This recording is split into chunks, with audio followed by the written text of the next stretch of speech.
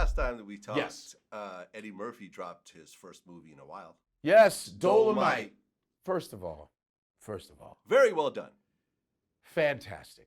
Eddie Yep. Murphy fucking smoked it, dude. And I'm not surprised because Eddie Murphy was never not talented. Eddie Murphy never lost his funny, ever.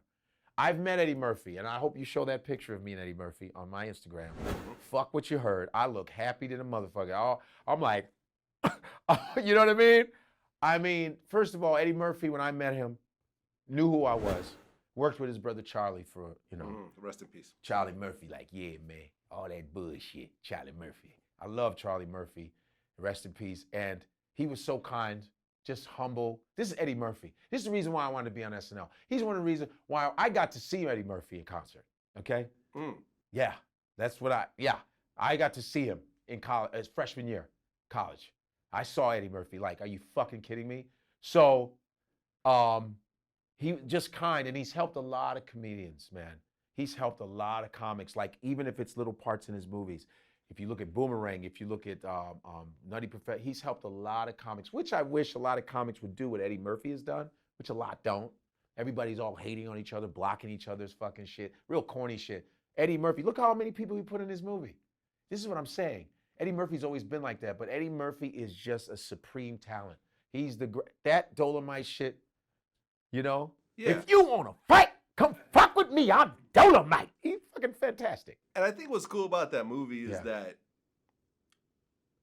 my guess is that that movie probably would not have done great as a theatrical release because Dolemite is somewhat of an underground figure. It's an underground, yes. Yeah, Dolemite's a very underground figure. Character, definitely. Character. Yes. Rudy Ray Moore is Rudy his Ray name. Moore, yeah. Yes. That the fact that it came out on Netflix I thought was perfect. It was everyone gets to watch it without having to spend the money. Spend the money, go out, yeah. Don't have to babysit, you can just watch it. And and it got the greatest exposure that it could I possibly thought it get was on great. Netflix, yeah. Damn, I know people in it.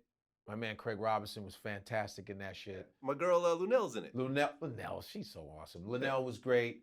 Linnell, shout out to Linnell for calling me when I did that Steve Harvey shit. I don't know. Did you see? I had a Steve Harvey. We talked about it last time. Yeah. So she called me on her own, and just gave me love, which was cool. She goes, Godfrey, motherfucker, you killed that shit, nigga, for real. Linnell is so fantastic. I love Linnell. Oh yeah. And but it was a great movie, and people need to know it was like history. It's Blaxploitation.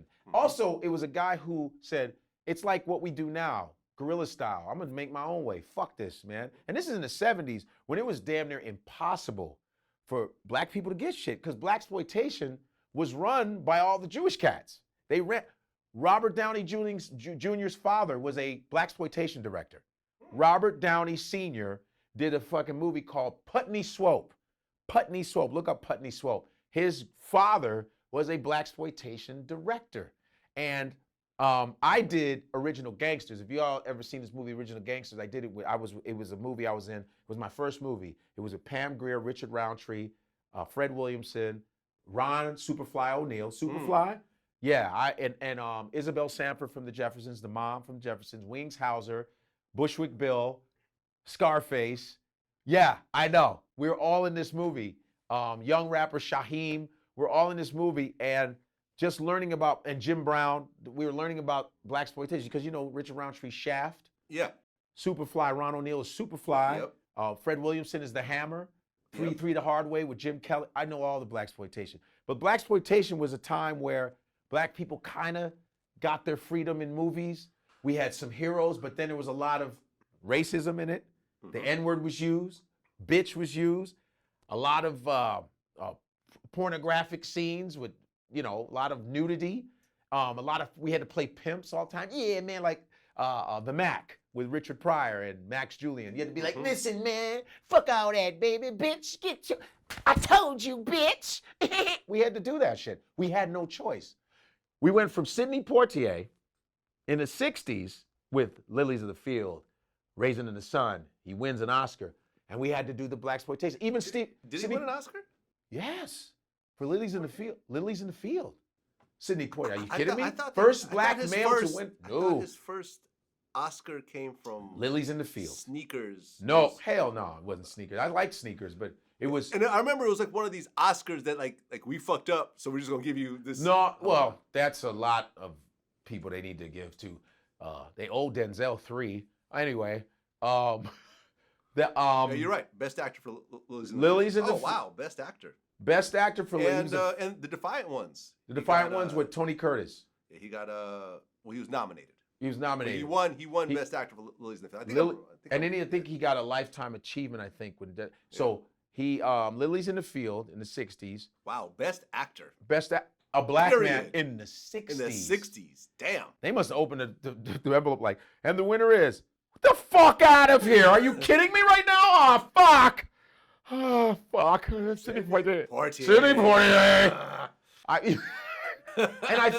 And I think the Oscars itself, because it's so hard, because a lot of times when black people win the Oscars, it's either, because I mean, you know, let's look at Halle Berry when she won the Oscars. Look at, I think, Lupita Nyong'o, when they win the Oscars, there's always some weird like rape scene, some really weird, you know what I mean? Denzel wins for playing a dirty cop, which is fine because Training Day was fantastic, but he should have won for Malcolm X. Hurricane, he should have won for John Q, should have won for Man on Fire, he should have won.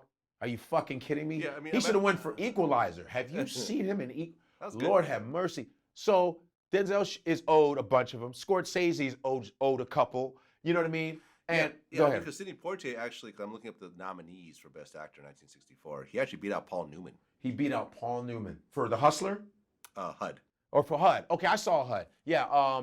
Yeah, he also beat out Rex Harrison, Richard Harris, Albert Finney. Beasts, all beasts. Yeah. And the HUD, I had to study HUD for a certain film I was doing. I had to study HUD.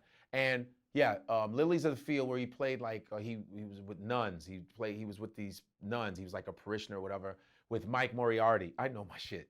Yeah, Mike Moriarty, who was on Law and Order, who played a lawyer in Law and Order. Anyway, so Sidney Poitier was the first black male to win an Oscar because Hattie McDaniel was the first black person to win. Hattie McDaniel was in Gone with the Wind. Yeah. She was a maid. Yeah. And after she won, she was not able to sit with the white actors after that. They made her sit outside. Damn. They made her sit outside, and Clark Gable came in and apologized. Because Clark Gable is half black, by the way. He passed as white. Clark Gable's half black? Half black, yes, he is. Frankly, madam, I don't give a damn. Yeah. Clark Gable never wished to hide the fact that he had black and Native American heritage, but it was never widely publicized about the actor either. Yeah. However, Gable was never one to dismiss someone because of their race. Because he knew. He was a fantastic dude. He knew he was a black dude. Yeah. a lot of people in Hollywood, that if they could pass, I don't blame them. I can kind of see it. You see it, right? See his young picture. You should see his picture when he was really young. He looks like a black kid. He looks like a light-skinned black dude. Yeah. There he goes right there. Oh yeah. He dark, tall, dark, and handsome. Yeah, he was dark for real. Frankly, remember he said, "Frankly, madam, I don't give a damn." That's a black line. Frankly, madam, I don't give a fuck. They were like, "No, you can't say fuck." All right, I don't give a damn. You know what I mean? Gone with the Wind. He's like, "I'm in the wind, bitch. I'm out." But that's the history of the Oscars, and I think the Oscar was named after Oscar Micheaux. Oscar Micheaux was one of the first black directors. He's from Chicago. He directed black gangster movies. Oscar Micheaux. So look up Oscar Micheaux, because that's where I think they named the Oscar after him. And what's so funny is the Oscar is actually an Egyptian symbol, which is surprising that they don't give enough black people Oscars, because the Oscar is actually an Egyptian symbol, which they stole, because mostly everything that, not to be mean there, Vlad, but most of the time, white folks usually take things from the African culture or the black culture, but won't say shit, won't say anything. You know, you feel me? Yeah. It's like Superman. Superman is a copy of the Egyptian god Heru. That's where the word hero comes from. The whole Superman story comes from an Egyptian story. Okay. Yeah. I learned something new. You can look that shit up. Well, damn it! Well, Dolemite came out, and Coming to America 2 has just wrapped production. Yes, and my girl Lunell's in that too. Lunell's in that. Congratulations to you. I wasn't in it. No, everyone's like, how come you weren't in Coming to America 2? Maybe I wasn't African enough. All my African shit I've done for 20 fucking years. I did. Yeah, I wish I was in that. That looks like a fun time. Oh, yeah. Arsenio, John Amos, Louis Anderson. Everybody's back. Wesley Snipes is in Wesley Snipes. Oh man. You know what? Hey, you never know. There's other movies being made, but I wish I was part of that. I ain't gonna lie. I usually don't say anything, but I wish I was on the same set as Eddie Murphy. I mean, I asked Lunella if I can come to the set just to sit my in. God. She said, unfortunately, no. It's Eddie Murphy. It's so big. And another thing too is I will be seeing Eddie Murphy host SNL December 21st. That's real talk. I'm going to see that. I am been invited by my boy Michael Che. Respect out to Michael Che. Oh, nice. You damn right. Cannot wait. Nice. So that's going to be fun.